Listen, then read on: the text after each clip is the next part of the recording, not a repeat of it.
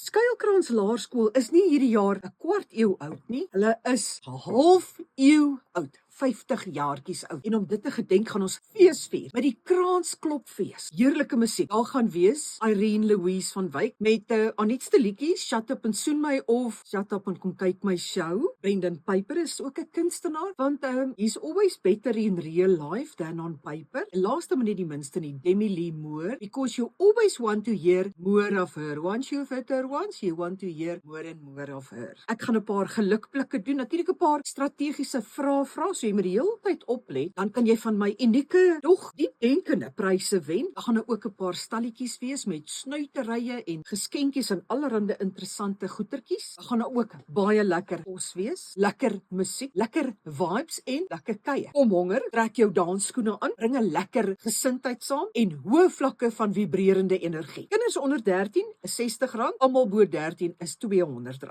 En vir elke koelbox of mandjie wat jy invat, betaal jy 'n fooi van R120, want hulle kan nie self stap nie, so hulle betaal 'n mandjie of koelbox fooi. Waar kry jy die kaartjies? By Quicket of jy kan dit by die hekke kry. Maar onthou wat ek altyd sê, ouma Atta het gesê, kry eerder die goed betyds, want jy wil nou nie daar sukkel nie, dat jy in 'n ry staan vir kaartjies en die ander mense sit klaar in die heel voorste rye nie. So wanneer is hierdie lekker Kaperiolle? Saterdag 2 Augustus, maak die hekke reeds 2 uur oop. Dan kan ons begin ingaan. So sien julle Saterdag 2 Augustus om 2 uur by Laerskool Skuilkrans. Ek sien julle daar. Maar ek begin 'n warm klaar ophoor. Gegroet van Matie.